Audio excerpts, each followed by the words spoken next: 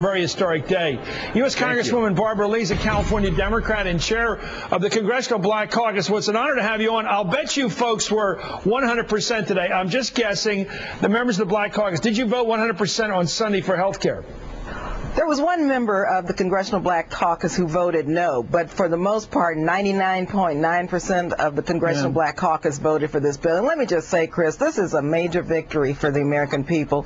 The Congressional Black Caucus, of course, for many years has been fighting for equity in our health care system. When you look at health disparities in communities of color and the African American community, huge gaps. This is a moral issue for us, and we were so happy to be able to help write this bill and make sure that the expansion for community clinics to the tune of $11 billion is in there, to make sure that we have now an institute for the National Institute for Minority Health. So major provisions that will allow now for more doctors into our communities, more people of color going into medical school. So it was a great day. It was a great day for the entire country.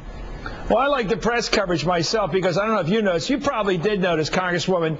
The press coverage all over the country, the newspapers, was four people: Nancy Pelosi, the Speaker, Steny Hoyer, Jim Clyburn, and John Lewis, in all the pictures. I thought it was impressive that this was a diverse look. Here's the president today at the Interior Department. Let's listen to the president, and I want you to respond to what he says, Congresswoman.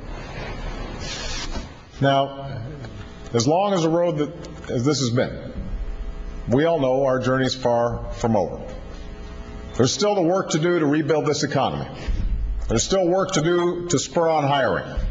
There's work to do to improve our schools and make sure every child has a decent education. There's still work to do to reduce our dependence on foreign oil. There's more work to do to provide greater economic security to a middle class that has been struggling for a decade. So this victory does not erase the many serious challenges we face as a nation. Those challenges have been allowed to linger for years, even decades. And we're not going to solve them all overnight. Well, what do you make? It seems like there's so much before you now. The energy question in this country, our reliance on foreign oil, climate change, educational challenges. The war in Iraq is winding down. The war in Afghanistan continues. So many challenges for this president to get from here to the end of perhaps 2 terms. So many challenges, but the president has shown us over the last year and a half that he's up for the challenge, and he is going to stay the course. As we speak, we just passed today, for example, a jobs bill. The Congressional Black Caucus, I know you know, Chris, we've been beating the drums on jobs since last.